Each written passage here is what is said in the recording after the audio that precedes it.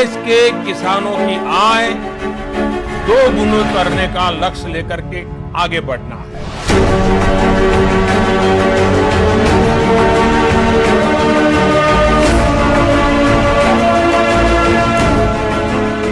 ये नव भारत की संरचना है, जिसमें भारत की कृषि को और अधिक विकसित करना है। विकास के इस मॉडल में प्रकृति का भी पोषण करना है और भारत के पारंपरिक कृषि मूल्यों को भी संवर्धित करना है,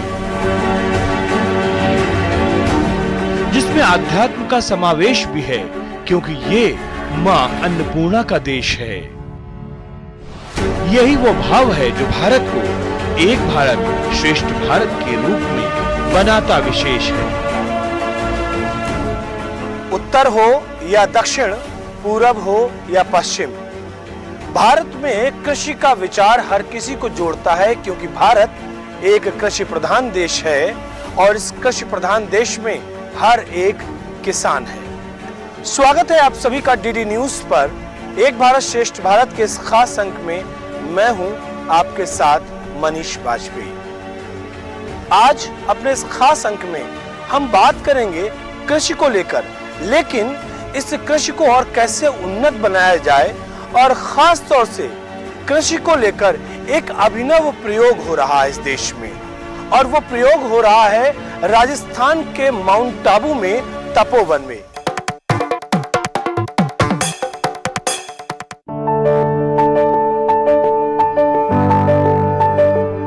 ये कहानी एक सफल प्रयोग की है। ये कहानी एक सफल संयोग की है। ये कहानी योग से जुड़ती है। ये कहानी उन्नत कृषि की बात कहती है। कुछ सालों पहले जहां उजाड़ जंगल था, वहां आज मुस्कुराती हुई खेती दिखती है। ये जगह माउंट आबू के तपोवन की है, जहां शाश्वत यौगिक और जैविक खेती खुद अपनी कहानी कहती है। ये एक सूखे घास का जंगल था जब मैं यहाँ आया था। पूरे तपोवन में कटीली झाड़ लगी हुई थी। अब धीरे धीरे इस तपोवन को 15 साल के अंदर 16,000 पौधे लगाए हैं। जड़ी बूटी, फल फूल, छायादार, सीजन की यहाँ सभी सब्जियाँ लगाते हैं।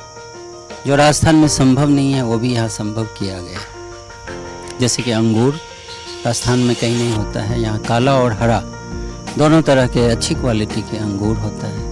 संतरा, मौसमी, अनार, चिक्कू, काजू, खजूर लगाया है दुबई का 230 पौधे। 7 साल हुआ है, लेकिन 5 साल से उसमें आ रहा है। बहुत ही अच्छी क्वालिटी का है और यहाँ हर प्रकार की सब्जियाँ होती हैं, और वो सब्जी का टेस्ट भी बहुत ही अच्छा, क्योंकि यहाँ जो हम खेती करते हैं शुरू से जैविक और यौगिक अर्थात आध्यात्मिक खेती, जो परंपरा से शाश्वत यौगिक खेती जो चलते आ रहा है।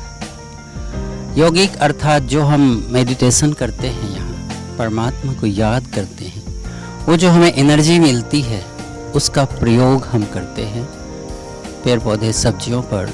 उसका बहुत ही अच्छा रिजल्ट है।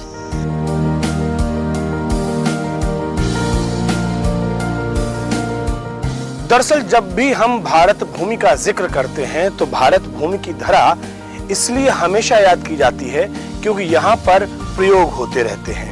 प्रयोग भौतिकवादी जगत के विकास के लिए नहीं, बल्कि प्रयोग आध्यात्मिक जगत के विकास के लिए। और जब हम आध्यात्मिक जगत के विकास की बात हम कर रहे हैं तो उसमें व्यक्ति का उन्नयन भी शामिल है। कैसे उसका मन मस्तिष्क अच्छा हो, कैसे उसकी सोच अच्छी हो, सकारात्मक सोच के साथ वो समाज के लिए काम करे। और इस सकारात्मक सोच के लिए जरूरी है कि वो जो अन्न खा रहा है वो सकारात्मक हो, पॉजिटिव वाइब्रेशंस के साथ हो। जहां इस वक्त हम मौजूद हैं माउंट आबू में, ये तपोवन है और तपोवन के एक जगह पर मैं मौजूद हूं जिसको साइलेंस जोन कहा गया है।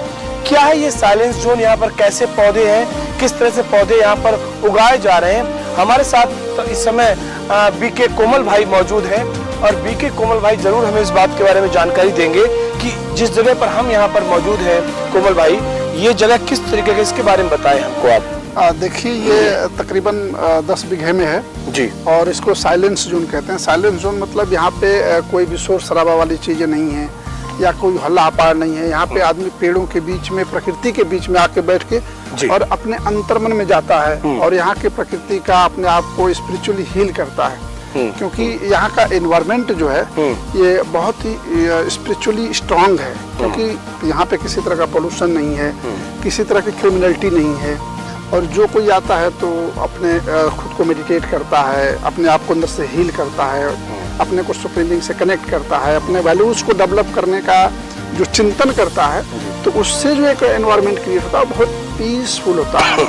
तो जब आदमी कहीं भी किसी दशा में थोड़ा सा टेंशन में हो या तनाव में हो, ऐसे में जब वो आके यहाँ बैठता है तो उसको बिल्कुल एक अलग अनुभूति होती है, रिलैक्स। ये कोई कल्पना नहीं कि पौधे हमें देखकर मुस्कुराते हैं, हमारी क्रिया पर वो अपनी प्रतिक्रिया जताते हैं। ये सिद्ध वैज्ञानिक एक तथ्य है कि वो हमारी मोहब्बत और सकारात्मक भाव का सूद समेत हमें वापस लौटाते हैं, बशर्ते जब हम उनका दिल से आभार जताते हैं। जैसे आप सभी समझते हैं कि प्लांट्स हमारे वाइब्रेशन रिसीव करते हैं और हमें रिस्पॉन्ड करते हैं, तो हम इसी के ऊपर कार्य कर रहे हैं। एक अच्छी प्रयोगशाला यहाँ पर एक तरीके से जैसे तैयार की है, हम इसके ऑब्जर्वेशंस देख रहे हैं। किसान के खेत में जब ये फसल 3 महीने 4 महीने जब लगी हुई होती है, तो अगर वो किसान की मनोअवस्था कैसी है उसका प्लांट्स के ऊपर बहुत बड़ा प्रभाव पड़ता है। अगर किसान दुखी है, किसान अगर चिंतित है, तो उसके अवस्था का भी प्रभाव वनस्पतियों के ऊपर पड़ता है और हमें वैसा फल और वैसे अनाज की उत्पत्ति होती है। आज हम देख रहे हैं कि समाज में तनाव, चिंता, ग्रस्त ये सब बढ़ता जा रहा है। तो ये इसका मूलतः मुख्य कारण कहीं ना कहीं हमारा किसान जब चिंतित होकर के जो अनाज उत्पत्ति कर रहा है, ये भी उसका एक बहुत बड़ा कारण है।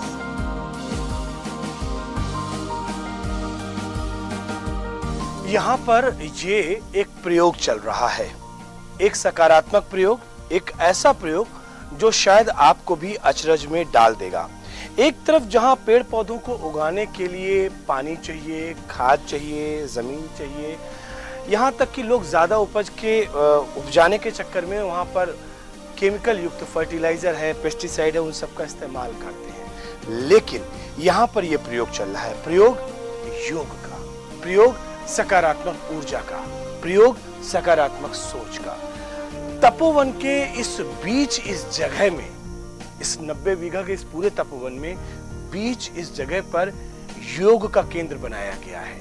यहाँ पर लोग आते हैं, योग करते हैं, ध्यान लगाते हैं और इस ध्यान के फलस्वरूप जो वाइब्रेशन पैदा होती है, उस वाइब्रेशन से यहाँ पे पौधे जो हैं उनके ऊपर सकारात्मक परिणाम भी नजर आते हैं। और इसी प्रयोग का जिक्र मैं लगातार कर रहा हूँ।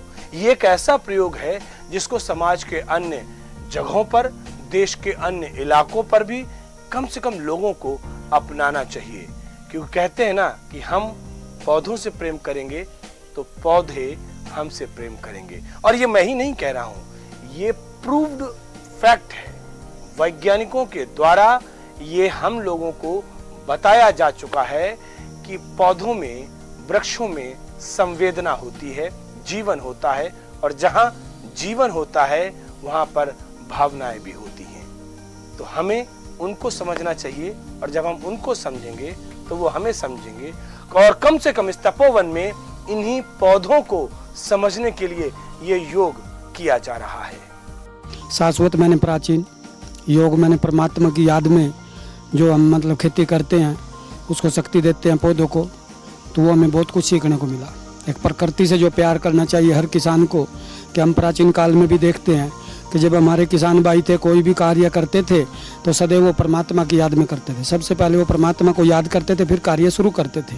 तो आज वही हमने यहाँ पर देखा है, इस तपोवन के आंगन में। जिला सिरोही, राजस्थान स्टेट है ये, और आबू रोड के तपोवन में।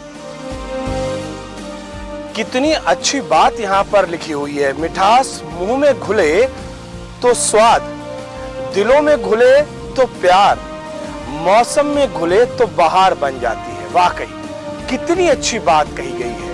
और ऐसी बहुत सारी अच्छी बातों का ही तो प्रयोग यहाँ तपोवन में हमें दिख रहा है। कई और भी प्रयोग हैं, अलग तरह से हैं।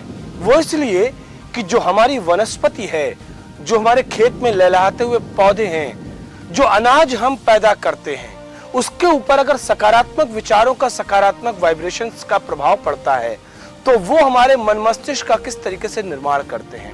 ऐसी तमाम बातें हैं, लगातार हम आपको बताएंगे। लेकिन उससे पहले यहाँ पर रुकते एक छोटे से ब्रेक के लिए। ब्रेक के बाद जब लौट कर आएंगे तो कुछ और खास बातें इस तपोवन की।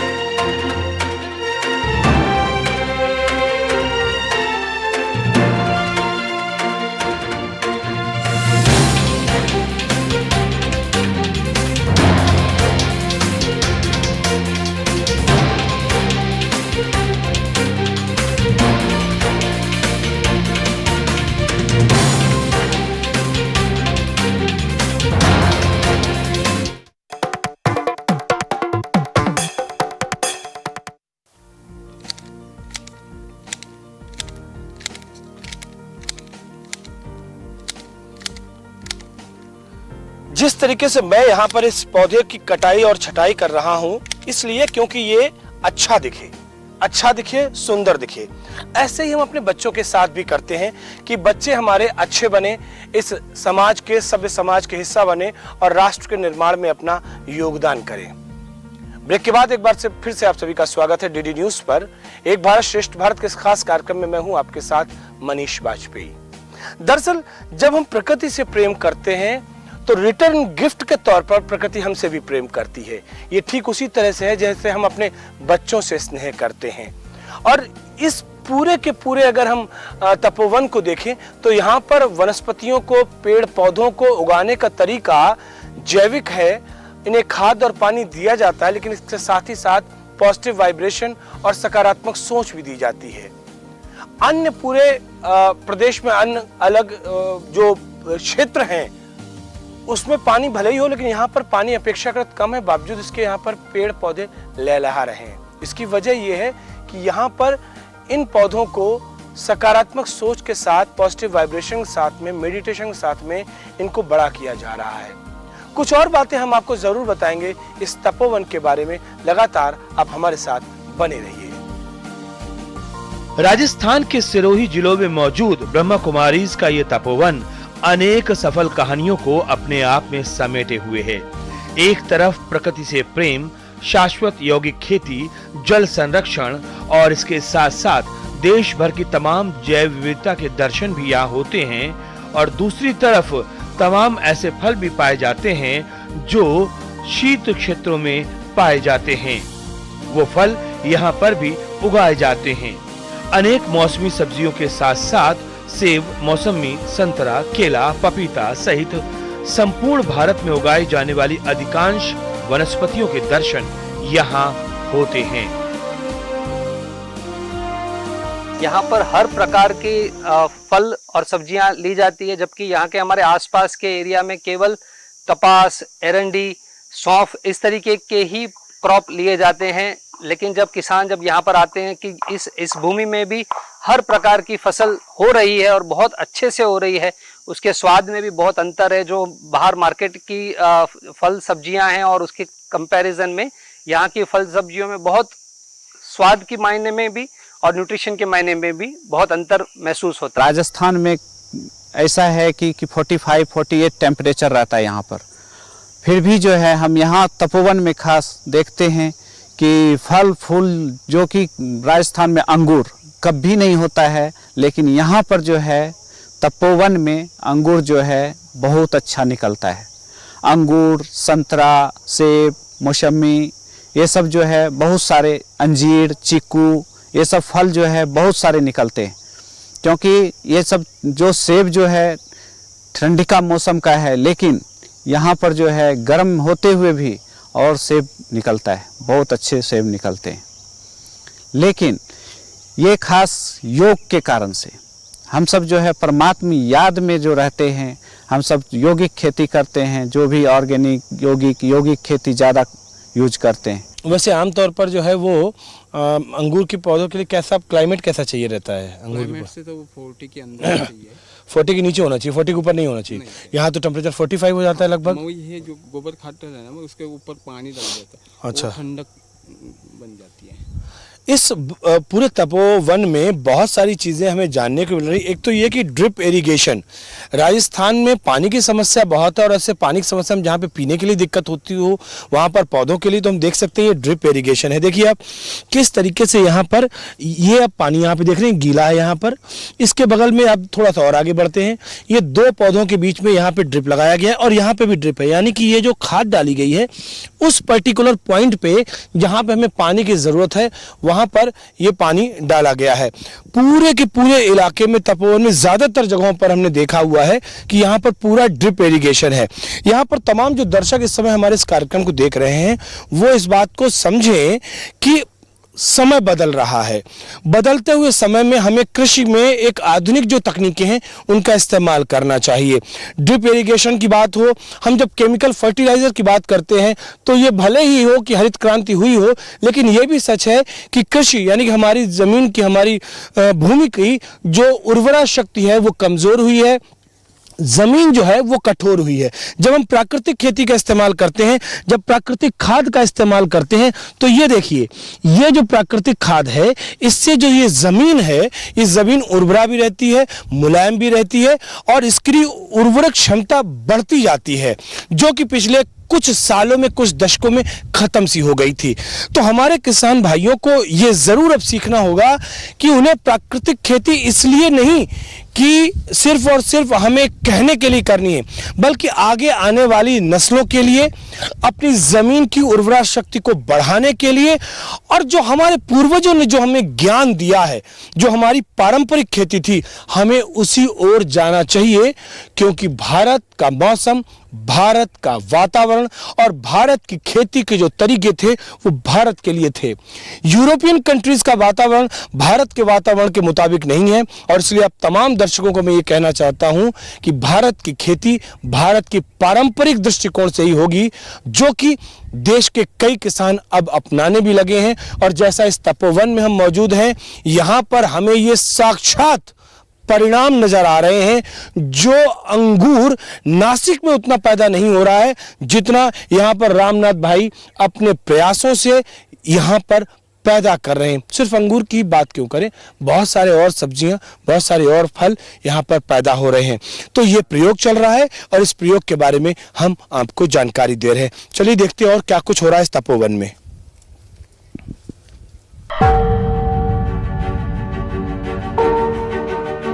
एक जो महत्वपूर्ण तथ्य यहाँ पर रेखांकित करना जरूरी है कि जब पौधों में जीवन है तो फिर हम जहरीले रसायनों का प्रयोग उन पौधों पर क्यों करते हैं और ऐसा करना कहां तक उचित है।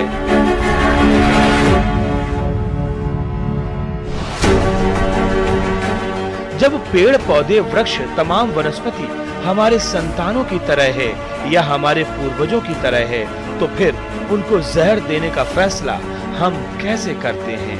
आखिरकार ये कैसा है हम सबका मन? ये विचार और ये भाव हमारे अतीत की धरोहर है और हमारा भविष्य भी। हमारी खेती सेहतमंद हो तो उनकी खुराक भी सेहतमंद होनी चाहिए, और इसके लिए हम सबको प्राकृतिक एवं जैविक खेती अपनानी चाहिए। हम यहाँ पर प्राकृतिक खेती ही को ही प्रमोट कर रहे हैं और प्राकृतिक खेती की सारी विधियों को अपनाते हैं। इसको जो जमीन की जो शक्तिशाली बनाने की जो विधि है उसको हम हर्बल कुनाब जल कहते हैं। तो ये हर्बल कुनाब जल जो है वृक्ष आयुर्वेद आधारित एक बहुत ही सुंदर समन्वय है। इसमें अलग अलग प्रकार की वनस्पतियों से इसको तैयार किया जाता है ये, और साथ साथ में हम दशपर्णी अर्घ जो हम बनाते हैं ये वनस्पतियों की सुरक्षा के लिए, कीट से रक्षा के लिए, कीट संरक्षण में ये बहुत कारगर साबित होता है। इसको दशपर्णी अर्घ कहते हैं। भारत की परंपराओं में भारत की कृषि के साथ साथ गौपालन का अनुनाश्रय संबंध जग जाहिर है। भारत के पारंपरिक किसान सेहतमंद खेती करने के साथ साथ गौ पालन में भी माहिर हैं। बदलते कालखंड में हमने इस ज्ञान को कुछ विस्मृत सा कर दिया है, लेकिन भारत की सरकार ने एक बार फिर कुछ अच्छा करने का अवसर हम सबको प्रदान किया है। साथियों, एक और माँ है हमारे जीवन को निरंतर पोषित करती आ रही है। हमारी सरकार द्वारा राष्ट्रीय गोकुल मिशन शुरू किया गया था। इस बार बजट में इसको विस्तार देते हुए राष्ट्रीय कामधेनु आयोग बनाने का फैसला लिया गया है। इस आयोग के तहत 500 करोड़ रुपए का प्रावधान गौ माता और गौवंश की देखभाल और इससे जुड़े नियम कायदों को प्रभावी तरीके से लागू करने के लिए किया गया है। यहाँ गऊ से संबंधित खेती, जिस गऊ माता के लिए पूरा संसार, पूरा मतलब भारत देश हमारा अगर ये होता है कि गऊ हमारी माता है, धरती हमारी माता है, तो उससे हमें मातृभाव से ही प्रेम करना चाहिए। तो गऊ माता हम यहाँ पर रखते हैं, तो उनका गोमूत्र से, गोबर से, दही से, दूध से, छाछ से, जो भी मतलब हम यहाँ औषधियाँ बनाते हैं, अपनी नेचुरल जो प्राकृतिक औषधि होती है, तो गौ माता से संबंधित ये खेती करते हैं। तो उससे हमें बहुत अच्छा एक रिजल्ट मिलता है। जैसे हमें पपीता लगाया, तो पपीते के अंदर भी हम कई बार सेवन करते हैं कि जैसे गाय का दूध होता है, उसके अंदर गुड़ मिला करके उसमें स्प्रे करते हैं, तो वो स्वाद जो गाय के दूध में, उससे भी 100 गुना स्वाद उस पपीते में मिलता है। हम सभी हमारे किसान भाइयों से ये नम्र निवेदन और एक आह्वान जैसा करेंगे कि अभी प्राकृतिक खेती की तरफ चलने का समय आ गया है। आज हम देख रहे हैं कि किस तरीके से बीमारियां बढ़ती जा रही हैं। हम देख रहे हैं किस तरीके से समाज में एक अराजकता का माहौल है। तो ऐसे में किसानों को आगे आने की आवश्यकता है। जैविक खेती के साथ साथ यौगिक खेती को अपनाएं। एक सुंदर समाज हम निर्माण करें, एक सुंदर समाज, सुंदर किसान हम तैयार करें। यही भावना के साथ इसी चीज का आह्वान कर रहे हैं। पिछले कुछ सालों का जिक्र किया जाए या पिछले कुछ दशकों का जिक्र किया जाए, प्रकृति मनुष्य के क्रूर व्यवहार का शिकार हुई है। और हमने ये भी देखा है कि प्रकृति ने फिर मनुष्य के जीवन के साथ में कैसे इसका बदला लिया है। तमाम बड़े बड़े घटनाक्रम इस बात की गवाही देते हैं। लेकिन अब वक्त आ गया है कि हम प्रकृति के स्कोप को समझें, और इसके लिए बहुत जरूरी है कि मानव समाज का प्रकृति के प्रति जो व्यवहार है वो न केवल संवेदनशील हो बल्कि प्रेम और मोहब्बत वाला हो।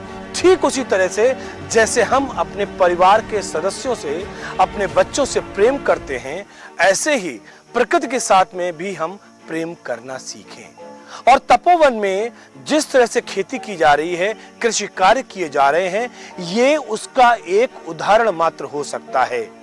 आप सभी से निवेदन और आप सभी से आग्रह कि ये जो प्रयोग हो रहा है, इस प्रयोग को न केवल राजस्थान में, अन्य प्रदेशों में, बल्कि पूरे देश भर में अपनाया जाना चाहिए, क्योंकि ये सिर्फ और सिर्फ कृषि से जुड़ी हुई बात नहीं है। ये बात है प्रकृति और मानव समाज के बीच संतुलन की। प्रकृति रहेगी तो हम रहेंगे, प्रकृति नहीं रहेगी तो अफसोस हमारा मानव जीवन भी नहीं रहेगा। एक भारत श्रेष्ठ भारत के इस अंक में इतना ही। दीजिए मुझे इजाजत, लेकिन इस वायदे के साथ कि फिर होगी आपसे मुलाकात। तब तक के लिए नमस्कार।